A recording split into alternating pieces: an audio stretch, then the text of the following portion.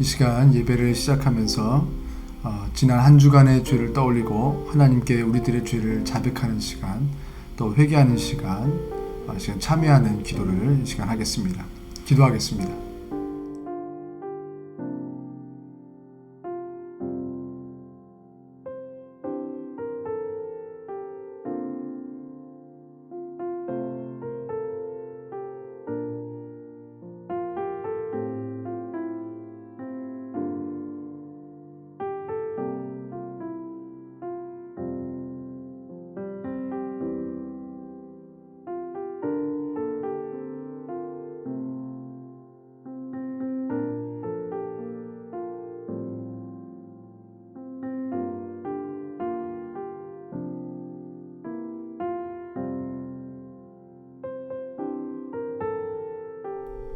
용서의 선포입니다.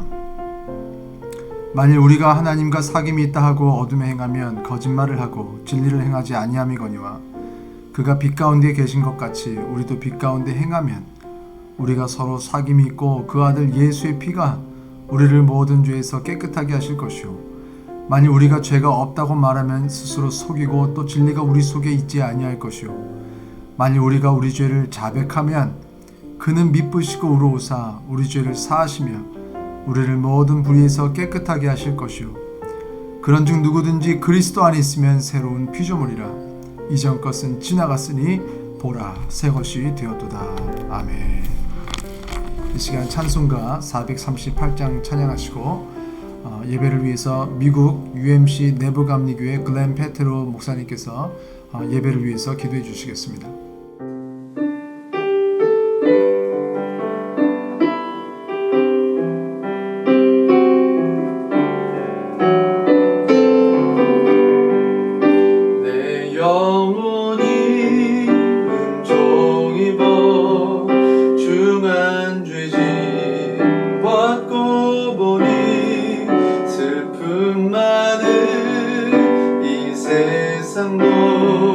전국으로 마도다 할렐루야 찬양하세 내 모든 죄 사함받고 주 예수와 동행하니 그 어디나 하늘나라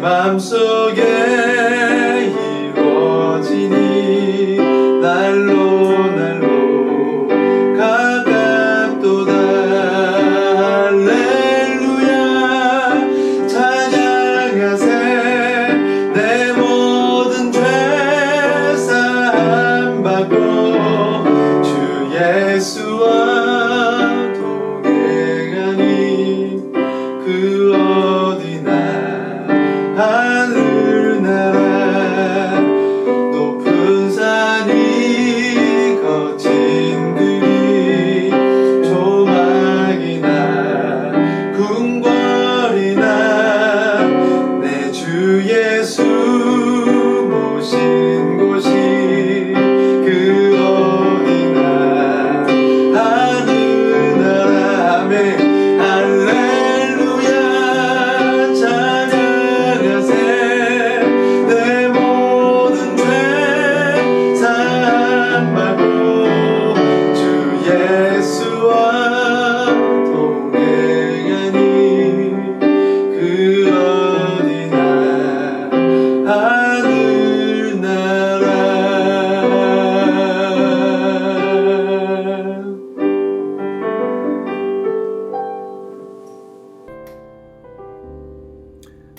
Let us pray.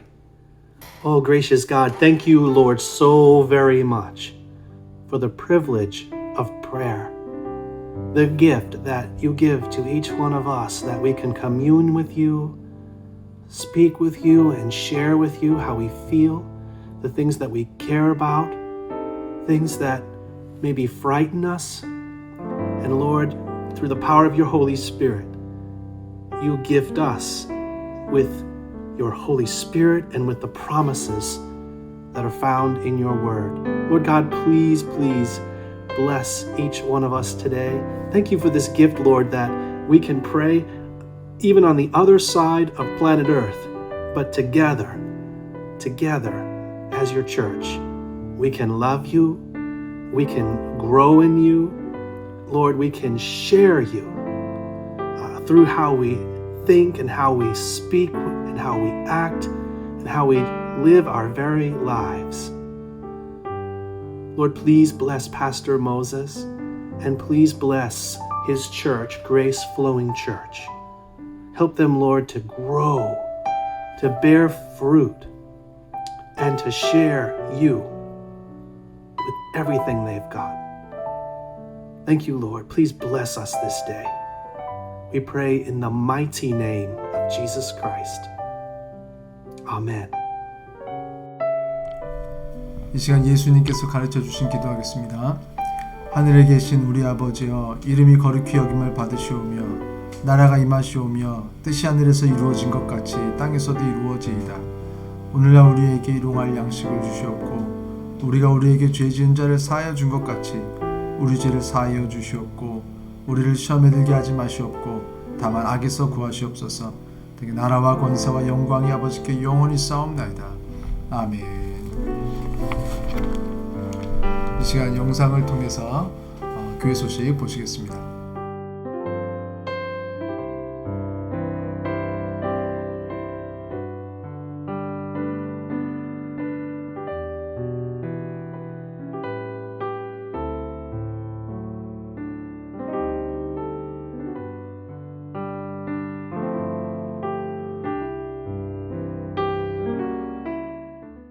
오늘 하나님께서 우리에게 주신 말씀은 사도행전 5장입니다. 사도행전 5장 38절부터 42절까지 말씀입니다. 사도행전 5장 38절에서 42절까지 말씀입니다.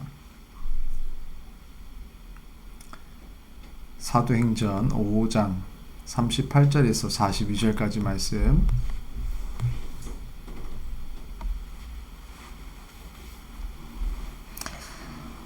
이 시간 저와 여러분이 한 목소리로 봉독하시겠습니다. 이제 내가 너희에게 말하노니 이 사람들을 상관하지 말고 버려두라. 이 사상과 이 소행이 사람으로부터 났으면 무너질 것이요 만일 하나님께로부터 났으면 너희가 그들을 무너뜨릴 수 없겠고 도리어 하나님을 대적하는 자가 될까 하노라 하니 그들이 옳게 여겨 사도들을 불러들여 채찍질하며 예수 이름으로 말하는 것을 금하고 놓으니 사도들은 그 이름을 위하여 능욕받는 일에 합당한 자로 여기심을 기뻐하면서 공의 앞을 떠나니라. 그들이 날마다 성전에 있든지 집에 있든지 예수는 그리스도라고 가르치기와 전도하기를 그치지 아니하니라. 아멘. 지난주 우리 부활절을 지내고 맞는 첫 주 주일입니다. 예수님의 십자가의 능력만 우리에게 있는 게 아니라 우리에게는 정말 필요한 것은 예수의 부활의 능력이라고 지난주 말씀드렸고 그 놀라운 부활의 능력이 우리 성도님들과 저에게 있기를 주 이름으로 축원합니다. 오늘 말씀은 예수님께서 부활하시고 나서 제자들이 어떤 일을 겪었는가를 보면서 예수의 부활을 경험한 우리에게 지금 어떠한 삶을 살기를 원하시는지 좀 살펴보는 그런 시간을 가지려고 합니다. 자, 오늘의 제목입니다. 한번 따라해 보겠습니다. 기뻐하면서 그치지 아니하니라. 우리 다시 한번 따라하겠습니다. 기뻐하면서 그치지 아니하니라. 오늘 말씀에는 사도들이 무엇을 기뻐했고 또 무엇을 그치지 않았는가 이 부분을 좀 살펴보려고 합니다. 오늘 본문의 상황은 이렇습니다. 예수님께서 죽으시고 부활하신 다음에 승천하셨어요. 그리고 그 겁쟁이였던 사도들이 오히려 예수님께서 이 땅에서 지금 사라지셨잖아요. 그렇죠? 그런데 이 사람들이 갑자기 변해서 죽으면 죽으리라 하고 도시 한복판으로 들어가서 막 복음을 전하는 거예요. 지난주 말씀드렸듯이 무엇인가를 본 사람들은요 확실히 변합니다. 그러니까 확실한 거예요. 나한테 그 증거가 확실하면 사람들이 안 변할 것 같은데 변합니다. 많은 사람들이 그렇게 말했죠. 사람들이 안 변한다고. 그러나 사람들이 변했을 때는 이유가 있는 거예요. 그렇게 안 변한다는 사람들이 변했잖아요. 예수님이 십자가에서 돌아가실 때까지는 오히려 예수님이 같이 계셨었는데도 불구하고 변하지 않았던 사람들. 그런데 오히려 예수님께서 십자가에서 죽으시고 난 다음에 이 사람들이 변했단 말이에요. 그건 뭐냐면은 십자가 사건 전에 그 보았던 그 어떤 것보다도 너무너무나 놀랍고 그 사람들의 인생을 바꿔놓을 만한 확실한 사건, 뭔가 대단한 사건이 있었다는 거예요. 그렇죠? 성경은 그것이 분명히 부활이라고 말하고 있습니다. 다시 말해서 십자가는 우리를 구원받게 하는 건 맞습니다. 그러나 부활은요, 지금 우리가 살고 있는 이 인생 자체가 달라지게 만듭니다.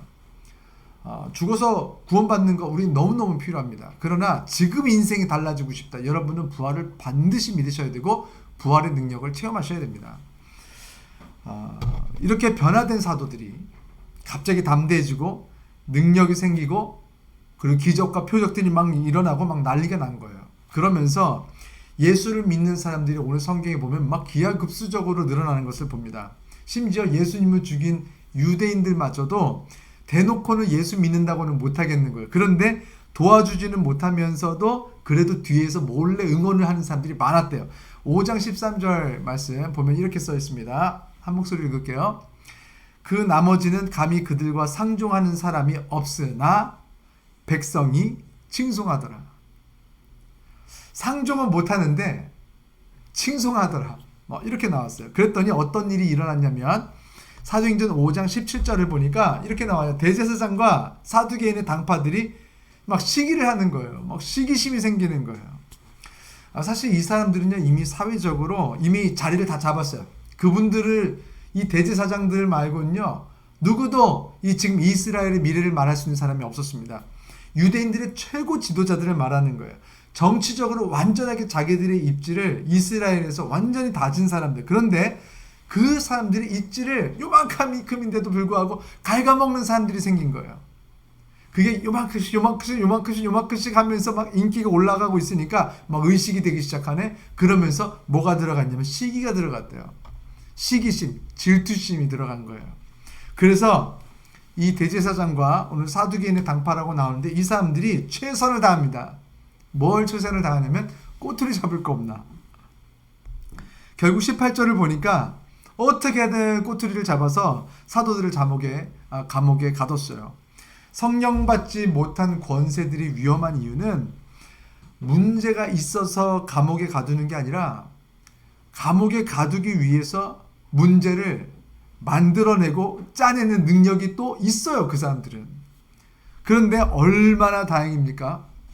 성령 받지 못한 권세들을 이길 수 있는 분이 있어요. 그분은 누구냐? 성령 받은 권세들이 그들을 맞서서 싸우는 것이 아니라 성령님께서 이런 경우 직접 나서십니다. 그래서 성령님께서 나서셔서 직접 성령 받지 못한 권세들을 이기시고 다스리신다는 거예요. 19절을 보니까 우리 주의 사자가 밤에 감옥문을 열어버렸어요. 그리고 사도들을 탈옥시킵니다. 우리 19절 말씀, 여기 19절 말씀에 영어 성경에 뭐라고 나오냐면 주의 사자라고 하니까 좀 애매하잖아요.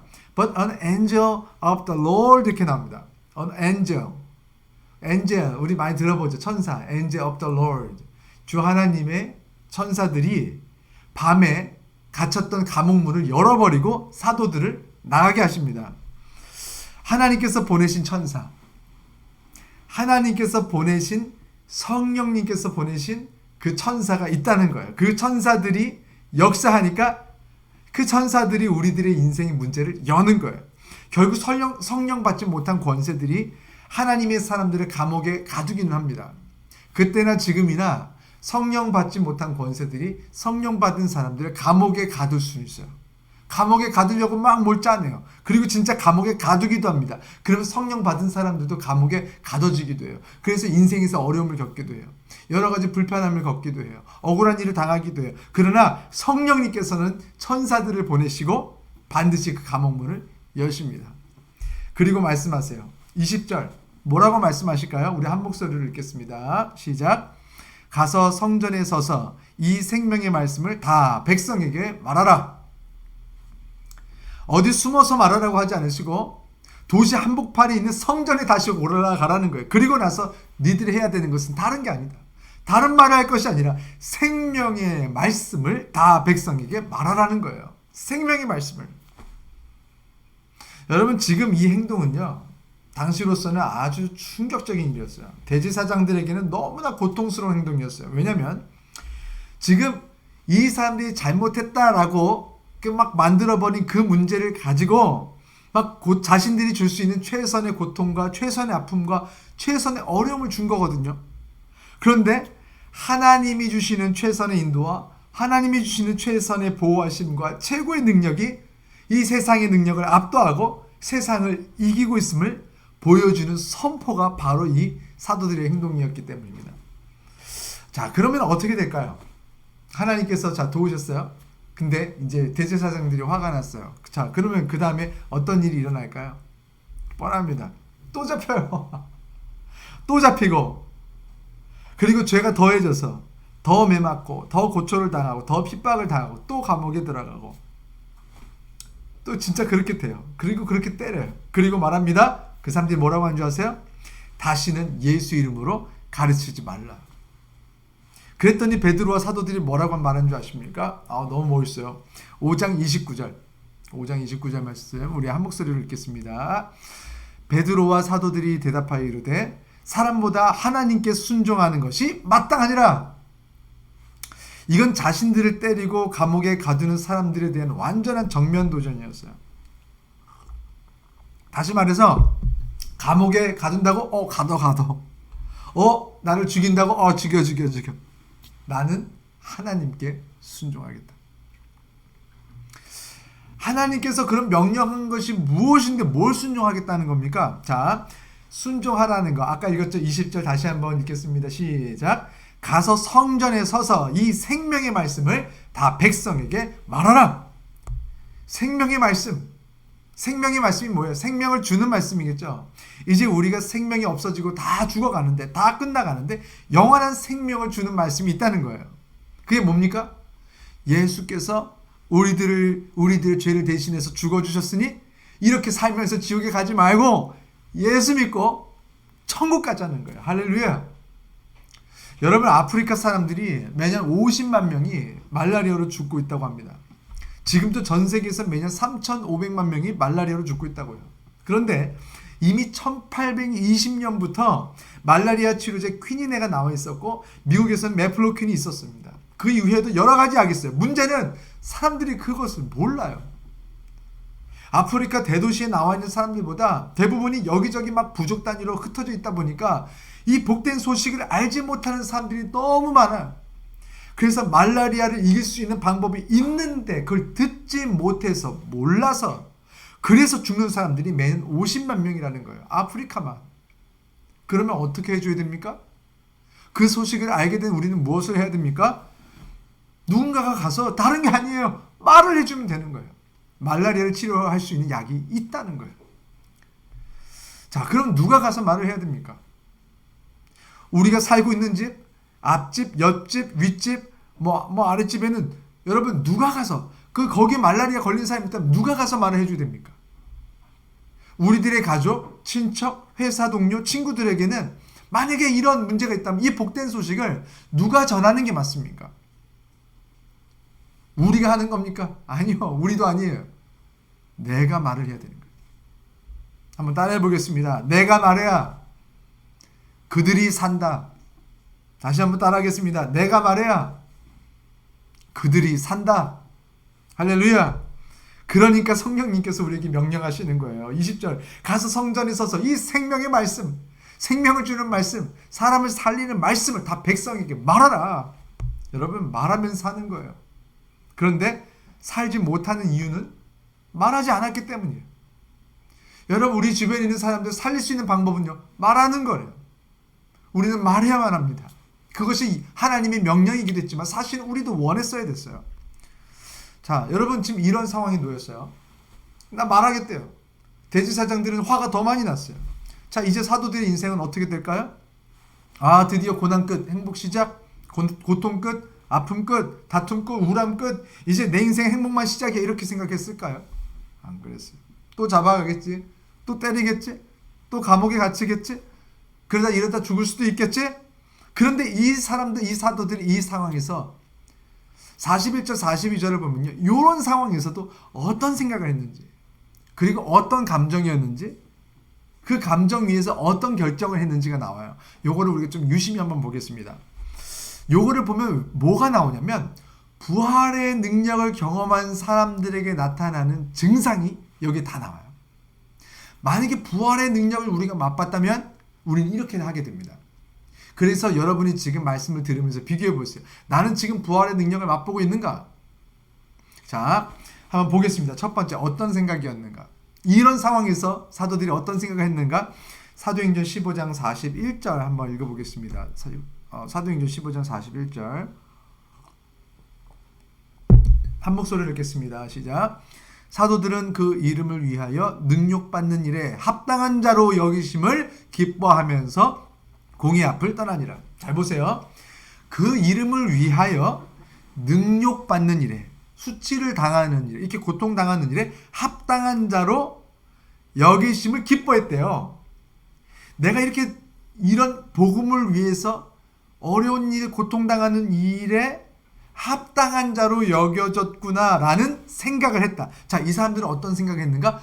지금 이 앞으로 우리 큰일 났다, 고통당하겠다, 감옥에 갇히겠다 이런 생각을 하는 것이 아니라 이 와중에 했던 생각, 부활의 능력을 체험한 사람들은 어떤 생각을 했는가? 와, 내가 이런 복음을 위한 이런 고통받는 일, 능력을 받는 일에 내가 합당한 자로 여겨졌어? 너무 감사하다는 거예요. 영어 성경에 보니까 이렇게 나와요. They had been considered 이렇게 나옵니다. They had been considered. 그들은 그렇게 고려됐다. 그들은 그렇게 여겨졌답니다. 어떻게? 그 뒤에 뭐라고 나오냐면 They had been considered worthy 이렇게 나옵니다. worthy. 가치 있게 여겨졌다. 가치 있게. 사도들의 생각은요. 앞으로 내 인생이 얼마나 재밌을까, 얼마나 더 많이 가질까, 얼마나 더 먹을까, 얼마나 더 큰 집에 살까에 있지 않았고 앞으로 내 인생이 얼마나 가치 있게 여겨질까에 있었다는 거예요. 그게 그들의 생각을 주도했다는 거예요. 여러분, 그 가치는 누가 정하십니까? 우리들의 인생의 가치가 이렇다 저렇다는 누가 정하는 거예요? 이건 자기 스스로 정하는 게 아니에요. 내가 내 가치는 난 귀해. 나는 귀한 사람이야. 나는 귀한 사람 100번 1000번 말한다고 귀지지 않아요. 근데 오늘 성경에 보니까 They had been considered. 그들은 여겨졌다. 누구에 의해서? 하나님 아버지에 의해서. 성령님에 의해서 그렇게 여겨졌다. been considered 이렇게 나왔거든요. 수동태예요. 하나님께서 이 사람들 그렇게 여기신 거예요. 뭐라고? 너의 인생은 worthy하다고. 너의 인생은 진짜 가치 있어 라고 하나님이 정하시고 선포하신 거예요. 그러면 하나님이 말씀하신 거니까 그것이 사실인 거예요. 여러분, 사도들은요 너무너무 행복했어요. 자기들의 인생이 가치 있는 인생으로 여겨졌구나, 합당하게 우리가 받아줬구나, 그렇게 고려됐구나, 그렇게 하나님께 여겨졌구나, 이런 생각을 떠올리는 거예요. 여러분은 어떤 생각을 떠올리면서 사십니까? 여러분의 가치는 누가 말해줍니까? 여러분은 인생이 귀하다고, 여러분의 인생은 잘 살았다고 누가 말해줍니까? 여러분, 이 시간 하나님께서 여러분을 초청하고 계십니다. 부활의 능력을 체험하고 우리들의 인생이 정말 하나님께서 말씀해 주시는 가치 있는 인생이 되는 그런 놀라운 경험이 오늘 있으시기를 주의 이름으로 축원합니다. 자, 두 번째, 이러한 능력 가운데에서 이 부활의 능력을 경험한 사도들은 어떤 감정을 가졌는가? 자, 15장 41절 보니까 이렇게 나와요. 중간쯤에 합당한 자로 여기심을 기뻐하면서 이렇게 나왔어요. 영어 성경에 보니까 rejoicing that they had been considered 이렇게 나옵니다. 뭐냐면 이렇게 능력받는 일, 수고하는 일, 우리가 이렇게 고통받는 일, 우리가 예수를 전하다가 복음을 전하는 사람, 그리고 크리스찬으로서 살아가는 거, 여러분 얼마나 힘드십니까? 여러분, 사람들이 막 답답해하지 않아요? 사람들 요즘에 캠핑 많이 가잖아요. 요즘 계속 고통 이러다 보니까 캠핑도 당하는 거라고. 여러분, 사람들이 볼 때 예수 믿는 사람들은 야, 주일에 좀 놀러 가지. 맨날 그러고 앉아서 뭐 하냐? 봉사하고 있고 애들 가르치고 있고 그게 뭐 하는 거냐? 답답할 수 있습니다. 야, 헌금 그거 왜 하냐? 니들이 그거 쓰면 훨씬 더 잘 먹고 잘 살 텐데. 회사에서도 왜 술 안 먹냐? 이거를 먹고 좀 이렇게 해야지 사회생활이 되네 어쩌네. 답답하다. 세상이 우리를 많이 답답해 할 수도 있습니다. 여러분, 우리가 만약에 내가 세상에서 얻을 수 있는 것들이 막 함몰되고 매몰되기 시작한다면 우리는 예수 믿으면서 기뻐할 수가 없어요. 그런데 부활의 능력을 체험한 사람들이, 그 사람들에게 나타나는 증상이 무엇이냐면, 내가 그렇게 하나님께 합당한 자로 여기심을 받았을 때는 반드시 그 안에 성령의 열매인 희락, joy, rejoicing 하는 것들이 우리 안에서 생겨난다는 거예요. 기쁨이 생겨난다는 거예요. 그래서 사마리아 여인을 만났을 때도 예수님께서 네가 나에게 오늘 생명수를 구했다면 내가 줬을 거라는 거예요. 그러면 네 배에서 생명수가 영원토록 흘러넘친다고 했어요. 이건 밖에서 생명수가 흘러들어오는 것이 아닙니다. 너 안에서 생명수가 흘러넘친다. 그래서 성령을 받으면요, 우리가 성령 받으면 외부의 상황 때문에 뭐가 땅값이 올라서 뭐가 어떻게 돼가지고 행복하고 기뻐하는 것이 아니라 하나님께서 내 안에 계셔서 성령님께서 계신 증거로, 성령의 열매가 뭡니까? 사랑, 희락, 화평, 오래참, 자비양성, 충성, 절제. 사랑, 희락, 두 번째 희락이 joy입니다. joy, 기쁨, rejoice, 기쁨이 우리 안에서 샘솟아 나온다는 거예요. 이것이 언제까지? 예수님께서 사마리아 여인에게 말씀하셨던 것처럼 영원토록. 여러분, 부활의 능력을 체험한 성도들은요, 우리 안에 기쁨이 계속해서 흘러넘칩니다.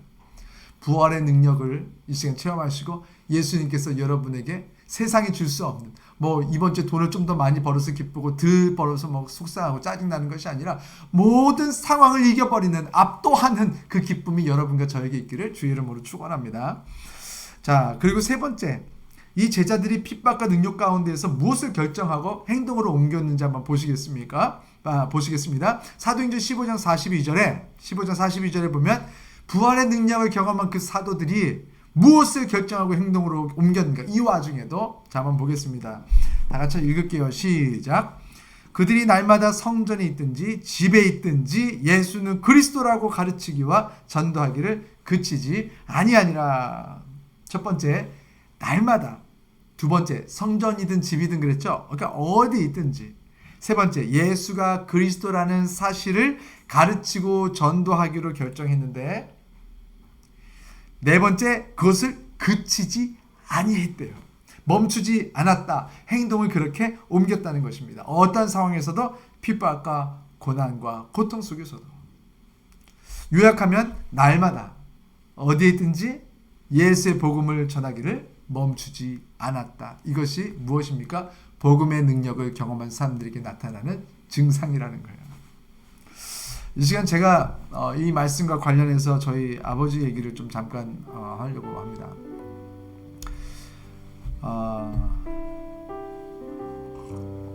지난 수요일에 저희 아버지 되시는 이제 목사님께서 감리교회에서 43년을 목회하시고 은퇴하셨어요. 그래서 연회에서 은퇴를 하셨는데, 이 은퇴하시는 여러 목사님들을 이제 대표하셔서 은퇴사를 하셨어요. 근데 그 은퇴사를 들으면서 목사로서, 그러나 아들로서 여러 가지 좀 복잡한 마음들이 들었습니다. 저희 아버지 목사님께서 이번에 은퇴하신 그 시골의 작은 교회로 처음부터 계셨던 것은 아니고 그 교회로 옮겨가시기 전에 원래 두 가지 옵션이 있었어요. 첫 번째는 경기도 수원에 있는 교회였고, 거기 수도권 있잖아요. 도시에 있는 어떤 그런 교회였어서 수원에 있는 교회로, 사실은요 그냥 일반적인 선택으로는 수원에 있는 교회로 가는 게 당연했어요. 근데 또 한 군데 연락이 왔는데, 그곳이 바로 이번에 은퇴하신 그 청풍교회, 제천에 있는 청풍교회입니다. 이 두 개의 교회가 옵션이 이렇게 오퍼, 이렇게 여기에 이제 갈 수 있는 어떤 기회가 오셨는데, 기도하시고 또 기도하시고, 분명히 눈에는 수원이 좋아 보이는 게 당연했어요. 그때 저도 대화를 했으니까 사실은 이제 수원에 갔으면 하죠, 그냥 인간적으로는. 그러나 하나님께서 원하시는 곳이 어딘지 찾자. 우리는 목회자냐, 성도들도 그렇게 해야 되는데, 우리는 목회자는 하나님께서 인도하시는 대로 가자. 그래서 기도하고 또 기도하는데 계속 청풍으로 가야 되는 거예요. 그래서 마음에 부담이 오고 불편한, 사실은 그런데도 불구하고 하나님께서 청풍으로 인도하시고, 그래서 그 응답받고 제천에서도 산속으로 이렇게 15분을 차로 이렇게 달려서 올라가야 하는 작은 시골 마을 청풍으로 가셔서 청풍교회 부임하셨습니다. 그때도 지금도 성도님들은요, 너무너무 좋은 분들 맞으세요. 너무너무 좋은 분들이신데 그 교회는요, 사실은 가셔서 아신 사실이지만 그 교회에 계신 성도님들로서는 도저히 갚을 수 없는 빚이 엄청나게 쌓여 있었어요. 그래서 어느 정도냐면 결국에는 이제 경매로 넘어가야 되는 그런 교회였습니다. 뭐 바라기는 그 교회를 이렇게 저희 아버지에게 소개를 시켜준 분도 이런 사실을 아마 모르셨으니까 소개를 시켜주셨겠죠. 뭐 그렇게 믿고 싶고, 최소한 중요한 것은 그렇게 했든 알고 했든 모르고 했든 간에 하나님께서 이 모든 상황들을 통하여서 제 아버지를 청풍교회로 인도하고 계셨다는 거예요. 아니나 다를까 아버지가 그 교회에 도착하신 지 한 달도 지나지 않아서 교회를 강제 매각시키겠다는 최후 통첩이 왔다고 합니다. 주유소에는 교회에서 사용한 기름값 외상이 500만 원이 넘게 있었고, 수도세도 못 내, 전기세도 못 내, 뭐 가스비 다 모두 미납이 돼가지고, 자 이제 한도 주면 모두 끊어진다는 연락을 받으셨다고 합니다.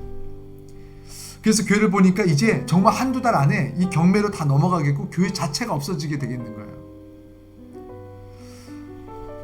그때 저도 아버지랑 이렇게 대화를 했었는데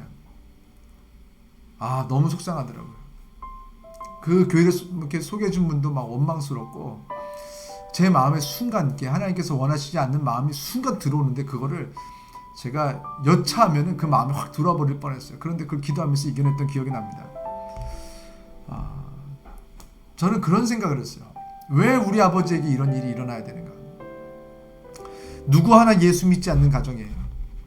1년에 2번씩 무당 불러다가 굿하던 가정에서 엄청난 핍박과 고난 가운데에서 저희 아버지가 혼자 신앙생활을 시작하신 거거든요. 엄청나게 핍박을 당하셨어요. 그 와중에도 목사가 되셨어요. 그리고 개척하는 과정에서도 엄청나게 경제적 고통을 당하셨고, 목회를 하시면서도 계속해서 숱한 정신적 고통을 당하시는 것을 뭐 제가 다 받겠습니까마는, 제가 아는, 제가 어렸을 적 기억나는 부분만 하더라도 너무너무 힘든 일이 많았어요. 자, 그러면 이제 이 정도 했으면 하나님께서도 좀 잘 먹고 좀 잘 쉬게 좀 이렇게 좀 해주시면 안 되는가? 뭘 더해야 우리 아버지의 이 고통이 끝나겠는가? 뭘 더해야 이 아픔이 끝나겠는가? 뭘 더해야 우리 아버지의 이 어려움이 끝나겠는가? 저는 그런 생각이 순간 들었어요. 그런데 제 아버지가 은퇴하시면서 이 얘기를 하셨거든요. 근데 이 이야기가 이렇게 하면서 고통스러운 순간을 견뎠습니다 하고 끝나는 것이 아니라 점점 이것을 승리의 소식으로 바꾸시더니 이 상황을 통해서 하나님께서 주신 축복을 막 고백하시면서 이마에 은퇴사를 마치시더라고요. 제 아버지께서 은퇴하시면서 이렇게 예수를 위한 고통과 그 아픔을 겪어야 하는 상황에서 이제 앞이로 이제 막 캄캄하잖아요. 그래서 앞이 캄캄할 때 누군가 그렇게 찬양해서 말했다고, 앞이 캄캄할 때 기도했나요? 그래서 기도하면서 하나님께서 그 마음에 오히려 기쁨을 주시고 그 일을 해결해 나갈 수 있다는 믿음을 주셨다는 거예요. 그 부분을 짤막하게 이 시간 제가 잘라서 영상으로 준비했습니다. 잠깐 보시겠습니다. 청풍교에서 그렇게 어려운 상황이었는데도 단 한 번도 내가 잘못 온 것 아니냐 이런 소리 해본 적 없어요. 후회를 해본 적 없어요. 교회 빚은 내가 갚아야지라고 다짐을 했고, 내가 꼭 필요하니까 하나님이 보내셨지라고 하는 사명감뿐이었습니다. 저는 이 얘기를 맨 앞자리에 앉아서 들었거든요. 저는 아버지가 너무 자랑스러웠습니다.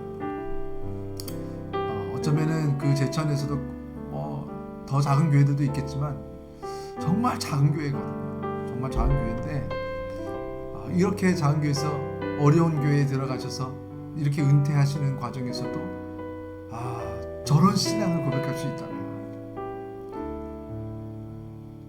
아버지께서, 우리 아버지 하나님께서 얼마나 기뻐하실까. 그래서 저는 아버지가 너무 자랑스럽더라고요. 지나고 보니까 그렇습니다. 정말 오래전에 경매에 넘어가고 파산했어야 됐던 교회에 하나님께서 저희 아버지와 어머니를 보내셨어요. 그리고 이 교회를 하나님께서 사랑하셔서 도우시고 목사님과 사모님의 그런 눈물의 기도와 또 성도님들의 그런 피나는 헌신으로 교회는 경매를 피하기만 한 게 아니라 그동안 오히려 많은 부분 빚을 갚을 수 있게 되었고 그동안 은행 이자를 한 번도 거르지 않고 모두 낼 수 있었다고 해요.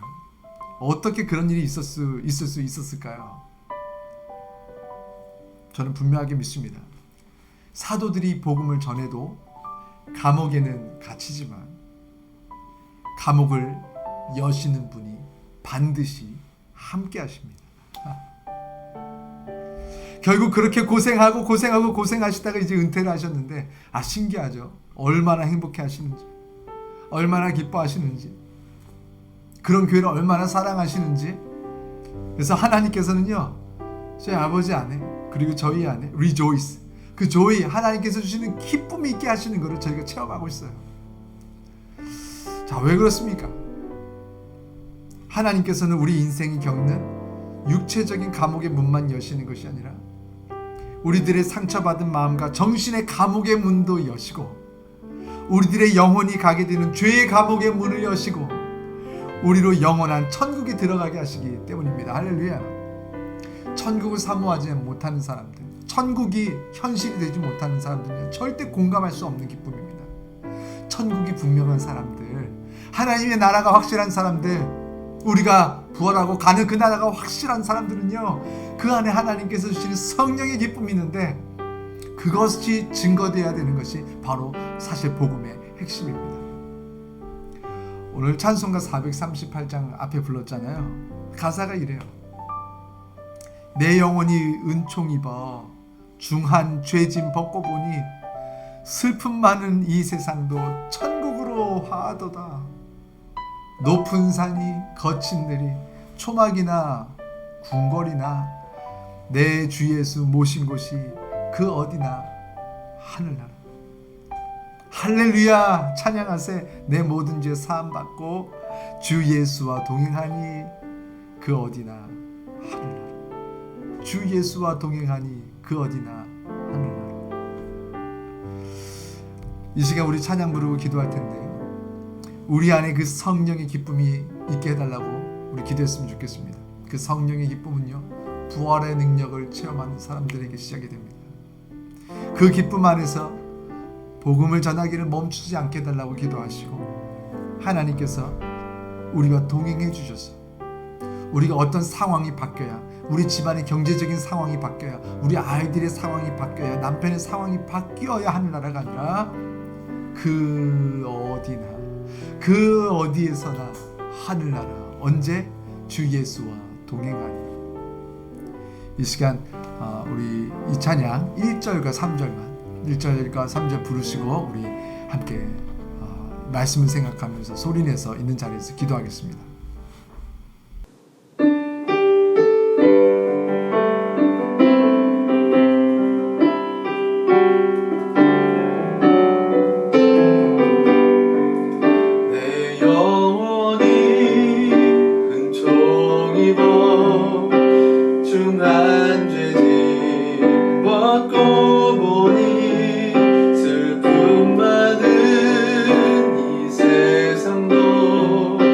천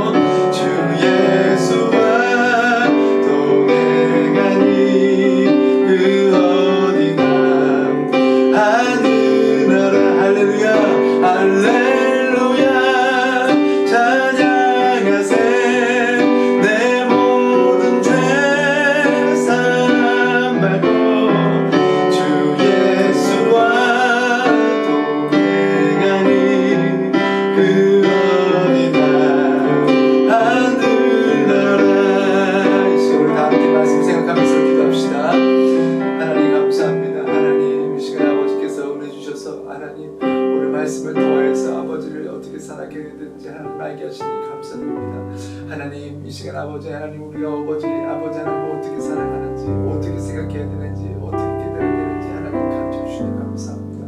이 시간 아버지 우리가 거한 곳이 어딥니까? 우리가 있는 곳이 어딥니까? 하나님 우리가 지내고 하는 곳이 조막인지 궁궐인지 아버지 하나님 우리는 그것을 바라보지만 아버지 주 예수와 함께하는 이곳이 우리가 천국이라는 것을 알게 하시니 감사합니다. 아버지 저는 천국에 있습니다.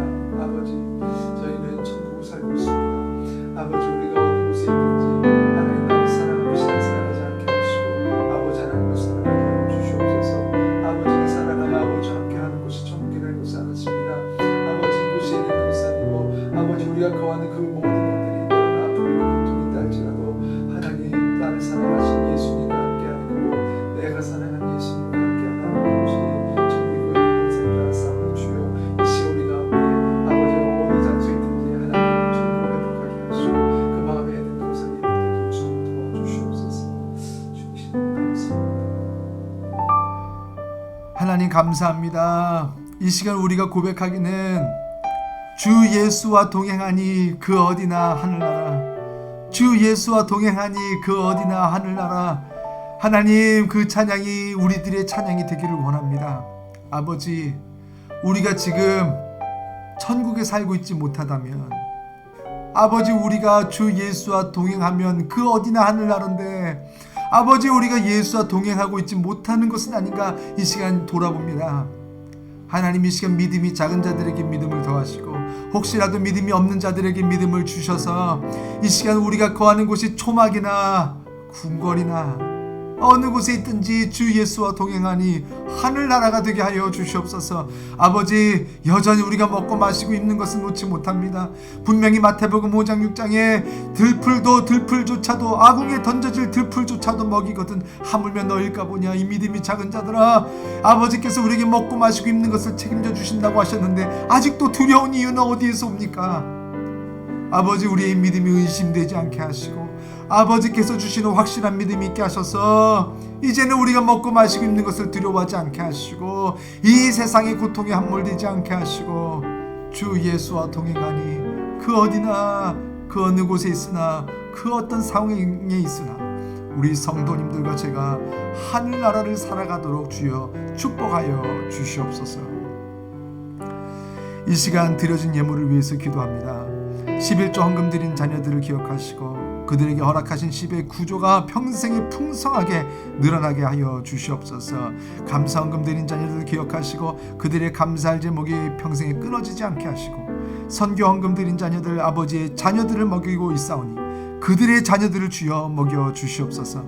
건축 헌금 드린 자녀들 그들의 인생이 예수 안에서 견고히 건축되게 하시고 주정 헌금과 목적 헌금 그리고 여러 가지 소원을 담아드린 헌금들을 기억하셔서 아버지의 마음과 소원을 사랑하였듯이 그들의 소원과 그들의 자녀들의 소원에 또한 응답하여 주옵소서.